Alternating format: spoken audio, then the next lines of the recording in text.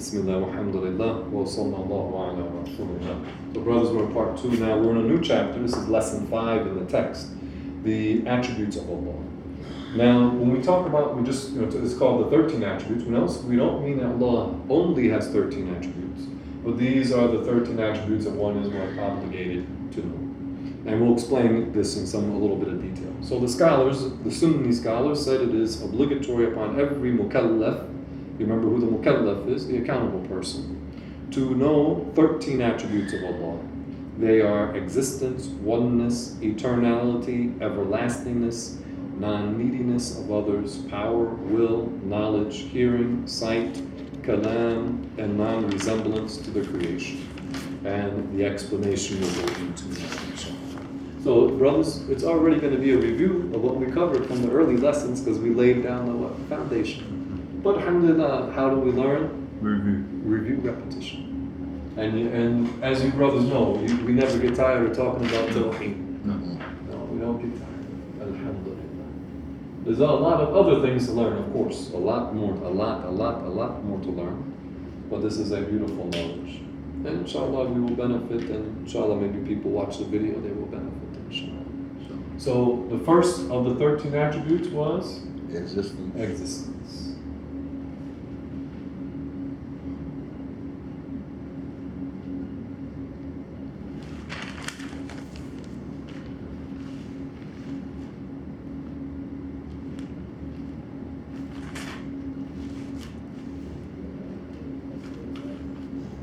Okay, so we talked before. We're going to mention next week, we'll go through and give the proofs from the Quran. But this week we'll review some of the rational proofs, inshallah. So, what is the elementary proof for the existence of the Creator? The universe. The universe. That's the elementary proof. And then to elaborate, to give a little bit of detail, what do we know about this universe? What couldn't it be? What two things couldn't it be? Beginningless. It could not be beginningless. It could not originate itself. And it could not have originated itself. As we said, the world could not be beginningless because that leads to the infinite regression, which is invalid. And it could not have created itself because the thing must be to do. The non-existent could not produce something, it could not act. So what are we left with? The universe exists. It could not be beginningless, and it could not be self-created. So something other than the universe that is not originated must have brought the universe into being. And we say this is the Creator, Allah Ta'ala.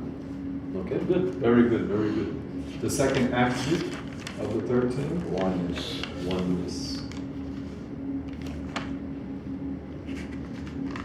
So we say that there's only one God. Because remember, when we went back to the very first lesson in the series, we talked about refuting first what? The atheists who deny the existence of God. And we went through it, we gave more detail, but you just summarized, very good job, Brother Porter. That we refuted the atheists by establishing the existence of God. And then we went and we talked about what? The polytheists. Those people who claim that there is 2 or 3 or a multitude of alleged gods.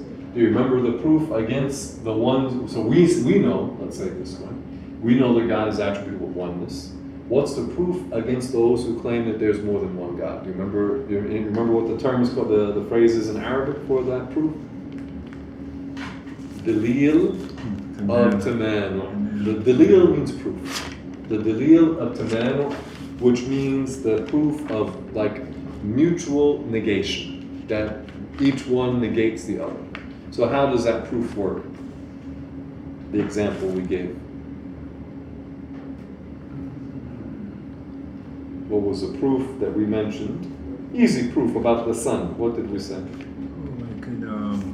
The sun could not the sun could rise and set in the same place at the same time. We know this is a rational impossibility.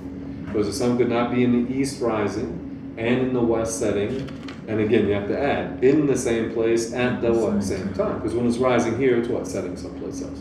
But we're talking about in the same place at the same time. So this is a rational impossibility. So if there were 2 alleged gods, it's conceivable that one would will for the sun to rise And the other one willed for the sun to what? Set in the same place at the same time. If the sun were setting, then that would mean the one who willed for the sun to rise did not have the power to carry out his will. And the one who was lacking the absolute power could not possibly be God, because that one would be weak. That one would be what? Defeated. Because that one willed for the sun to set, to rise, but at that time the sun was setting. So that would mean he would be what? Weak. And the one who was weak could not be God and does not deserve to be worshipped. Easy. Number 3. Eternality. Meaning Allah exists without a beginning. And you asked me about this word, beginninglessness. Okay. But you see what it means, you understand? Oh, yeah, I know what it means. I know what I'm saying, for whomever might listen. So. Oh, yeah. So Allah exists without a beginning. And we know that how rationally, because whatever has a beginning would be dependent upon the one that brought it into existence. So if somebody said that God has a beginning, because he would be dependent upon whatever brought him into existence, and that one is supposed to be God. And he said, well, the one before him had a beginning, and the one before him had a beginning, and the one before. So now we're back to what they call infinite regression. So we know that there has to be a creator who exists without a beginning. Brothers, is this clear? Yes, it is.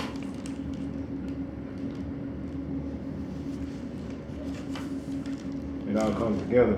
It does, doesn't it? Praise be to Allah. It does.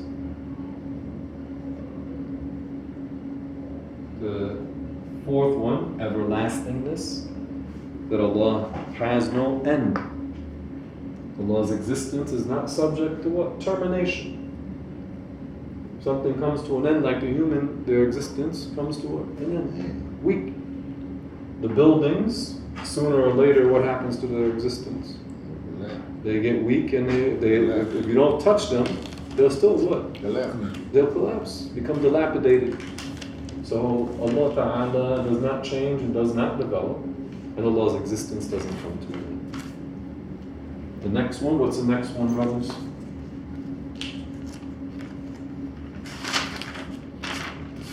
I'm going to throw the attributes out. Yes, sir. We should know them in order. I mean, there's no order, but meaning just non-needed of others. Non-neediness of others. There's no order but just how it is in the book. That's why I said it like this. So non-neediness of others, which we already talked about in mentioning Allah exists without a place. And this proof, or this attribute, we know. If you understand Allah exists without a beginning, then you know Allah Ta'ala is not in need of others. Because Allah existed before the creations, and there was what? No one or thing other than Him. No one or thing other than Allah was existing. So since Allah is beginningless, then we know Allah is not in need of others.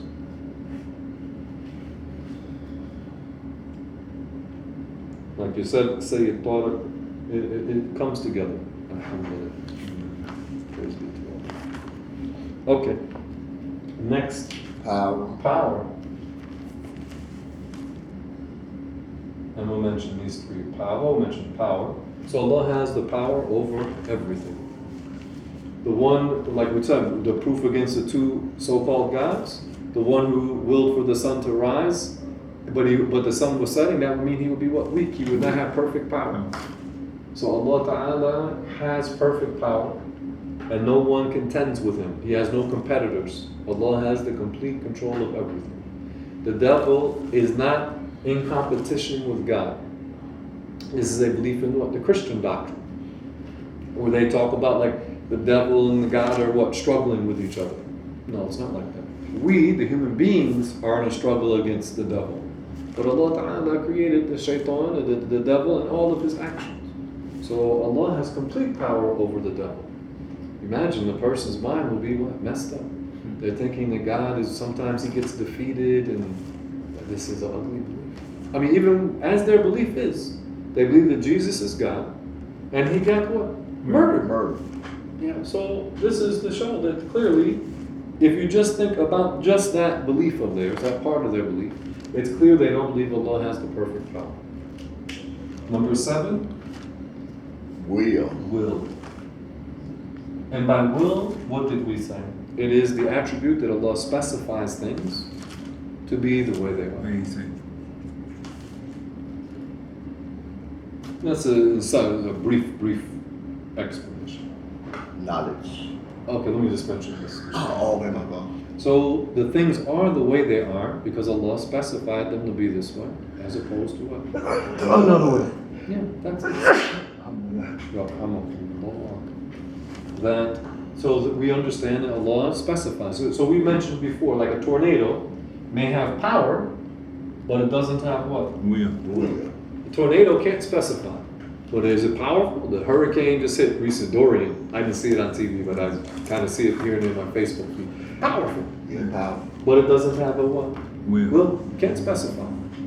Okay, at all. The humans, we have a will, but it's what? Limited. Allah specified us with our limited will. And we mentioned many cases, if the human being had absolute will, which obviously he doesn't, then why would anybody lose at the Olympics? Right? Everybody would be, I don't know, who's that fast guy from Jamaica? I've got his name. I know what you're talking about. He's got Usain Bolt. Usain Yeah. Bolt, yeah. They practice hard. Yeah, but if everybody had an absolute will, then they could run the 100 meters in 5 seconds. Everybody wins. Yeah, I mean, Everybody have goals. Not Everybody. silver, so you bronze. see, no, Allah specified him with certain attributes as opposed to what? Other attributes. If you put him in a marathon, he won't win by the normal things. He'll smoke the guy what in short distance, but Allah did not specify him with the power to what? Long To distance. run the long distance. Different type of run. So Allah specifies things to be the way they are. Number 8. What is Knowledge. it? Knowledge. Absolute knowledge. Allah Ta'ala knows everything without exception. Well, add this quote. This is a nice quote. Allah knows what is, what was, and what shall be.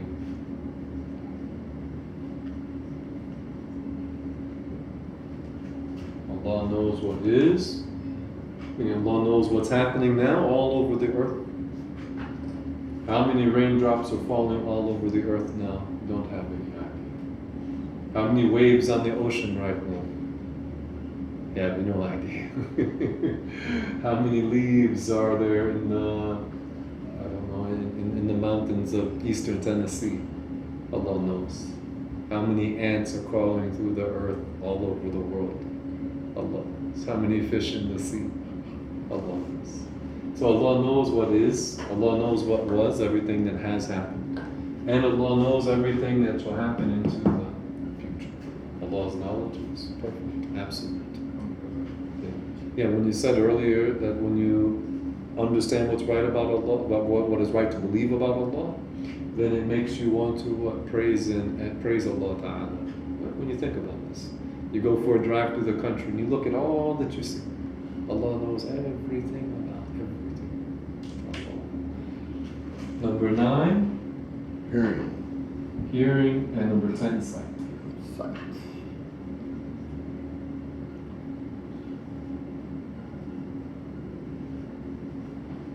So Allah Ta'ala is attributed with hearing and sight without what? Organs or instruments.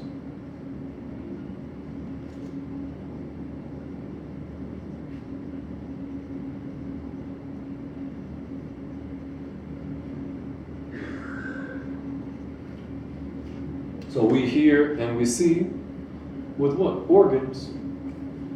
Like me, I use glasses, so I would use instruments. Somebody who's hard of hearing, he might have a what? Hearing aid. So Allah Ta'ala doesn't have organs and instruments. Allah hears and sees everything that is possibly audible and sees everything that is possibly visible without organs or instruments. As we said, when we're talking about the names of Allah, we don't call God what Father, we don't call God Holy Spirit, we don't say God, oh God, you died for us, for my sins. These are absurd things to say. But when you look at this, you see this is the truth. Number 12, Life. 11. Number 11, Life. And the life of Allah, Allah's life is without body or soul. Life is without a material body or a spiritual body.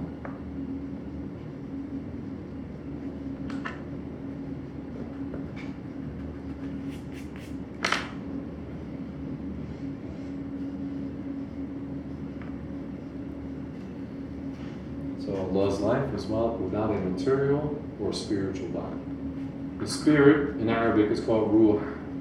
The soul, same, we're using the same meaning. So Allah is not a dense body. Like us, we're made primarily from what? Soil and water. Allah Ta'ala is not like that. And Allah is not a spiritual, or let's say an ethereal being like the angels. They're made from what? Light. The jinn, made from fire. Allah is neither a dense material being like ourselves, and Allah is not a being made from fire or from light. And the life of Allah Ta'ala is without a material or spiritual body. Number 12, kalam. Speech. Yeah, I'm just going to leave it in Arabic. I prefer not to. Kalam. So in the kalam of Allah is not words, it's not letters, it's not language, it's not voice, it's not a sound, it's not something that emanates. Because when you speak, the sound emanates from your mouth. So if you're at the lake and you shout to somebody across the lake, the sound emanates from you, and it takes a moment for it to reach you. So the kalam of Allah Ta'ala is not like the communication of the creation. It's not gestures. And inshallah, this is a topic we can go into detail in the future. But in general, the Wahhabis, they misunderstand this because they think Allah talks. They think God talks with a voice. So they're like pagans. They are like pagans. So we're not going to go into detail about it now, but we will be in the future. And the last of the 13? Non-resemblance of the creation. Non-resemblance. Non-resemblance to the creation. And when we say non-resemblance, we mean what? Absolute non-resemblance to the creation. Absolute. Not kind of, sort of, not for the most part. We mean absolutely. Because the Wahhabis will tell you Allah doesn't resemble the creations. What he means, Allah is a body, shape, and form not identical to other creations. This is what he means. He doesn't say it like that, but this is what he means. Doesn't he believe God has a shape and a location? Yeah, so so what does the Sunni, the real Muslim, says shape, form, dimensions are what? Inapplicable, because Allah absolutely does not resemble the creation. And we said earlier, Allah absolutely does not need the creations. This is our belief. And let's mention, how much time left, Saeed? Okay, let's mention something about these 13 attributes in particular. These 13 attributes, if you notice, why it's it's mentioned why it's an obligation to know them is because these 13 Allah is not attributed with their opposites. So the opposite of existence would be what? Non-existence. So Allah is not attributed with what? Non-existence. The opposite of oneness would be duality, like two, or multiplicity, a multitude. So Allah is not attributed with that. Eternality, the opposite will be what? Having a beginning. Everlastingness, the opposite will be what? Having an end. Non-neediness, the opposite will be neediness, dependence. Power, the opposite will be what? Weakness. Will, there's not really a word maybe we have in English, but not having the attribute of what? Capability. Yeah, this will be an inability. So this will be a what? Weakness. Knowledge, the opposite will be what? Ignorance. Clearly it doesn't befit Allah. Hearing and sight, the opposite of hearing will be what? Deafness. So that would mean like they're claiming, person will be talking, Allah does not hear what this person is saying. You follow? And the same with sight. The opposite of sight would be blindness. The opposite of life would be death. The opposite, kalam, I don't want to go, but you can see it wouldn't be befitting. And the opposite of non-resemblance, resemblance. So this is why the scholar said these 13 are mandatory for the accountable person to know. And again, we're not saying Allah only has 13 attributes, but these 13 are what? Mandatory to know. And when we say mandatory to know, it doesn't mean you have to memorize them individually, meaning for every Muslim to memorize them, although it's highly recommended to memorize them. But what it means is that a person would not hesitate that Allah is attributed with these attributes. So if somebody went up to a Muslim and said, is Allah attributed with everlastingness? His answer would be what? Yes. Like immediately. He doesn't say, hold on, let me go ask my shaykh. Immediately. Is Allah attributed with oneness? He would say, absolutely. Allah is one without a partner. Is Allah attributed with knowledge? He would say, absolutely. So he would know these attributes and he would not dare what? Deny them. But it doesn't mean if you go to him and say, tell me the 13 attributes that are required for every accountable person to know, that he has to be able to what? To say them. But he has to what? Understand them in the sense if he were asked, he would what? Without a doubt. Without a doubt. Without a doubt. But again, it is good communally, it's an obligation for some of the people in the community to memorize them. Because you need to know them to what? To defend the Muslim belief. To defend the creed. So this is why we mentioned these 13 attributes. We're the scholars, and we're just conveying what the scholars mentioned.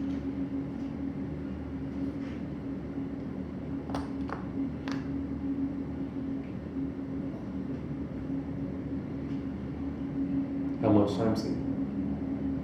Okay, let's finish, inshallah, the last part, inshallah. We'll finish up with a quote.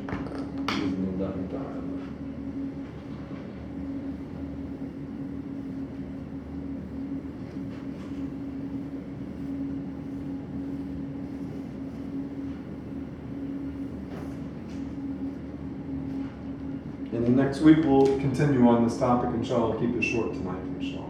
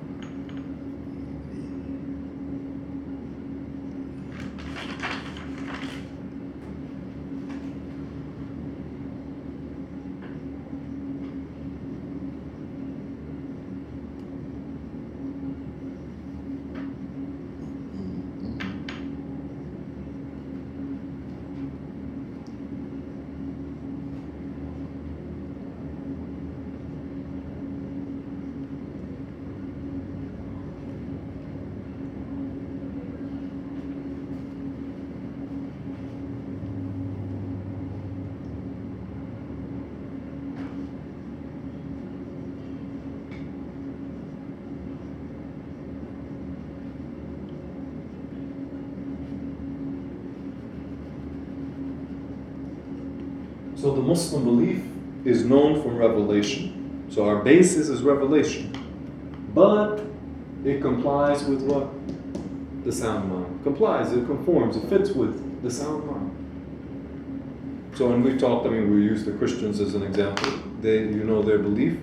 And then when you say, well, this is absurd, they'll say, you just have to have what? Faith. We say, indeed, you have to have faith. We believe in things that are unseen. But our belief doesn't contradict our what? Mind. Yeah, we believe in angels. They are from the unseen. We believe in the resurrection. This is from the unseen dimension. The future in the case of revelation. In the case of resurrection. But it doesn't contradict the mind that people will be resurrected. But certain things contradict the mind. Like to say, remember we talked about what the rational impossibilities. This contradicts the mind. To believe that the Creator got murdered. This is what contradicts the mind. So this is absurd. Or to believe like the Wahhabis, to believe that God is situated above the Arsh and He's literally that's absurd in itself. And then to claim that Allah is literally most high, but also beneath Jesus. This is what? Yeah, this is absurd. It's because their belief contradicts what? The sound mind. And in reality, since it contradicts the sound mind, it's going to also contradict what? Revelation. Because the revelation doesn't contradict the sound mind. The Prophet did not call us sallallahu alayhi wa sallam to believe in things that are what? Absurd. Did not call people to believe in absurdities. Certain things are known from, or let's say things of the unseen dimensions, what's called the ghaib. Yeah, you might not see it with your senses, but it doesn't contradict your what? Mind. To believe that after death a person is resurrected. We have not seen this, but the mind says this is what? Possible. So the true belief does not contradict reason. The other religions, as we said from the very first lesson, they contradict themselves and they contradict what? The judgment of reason. And it makes sense because it's seen that every man should be held accountable for what he do. And this requires you to what? You can use your mind. The other ones, how will you arrive at those beliefs? They don't make any sense. Let's stop here. Walhamdulillah wa sallallahu ala rasulillah.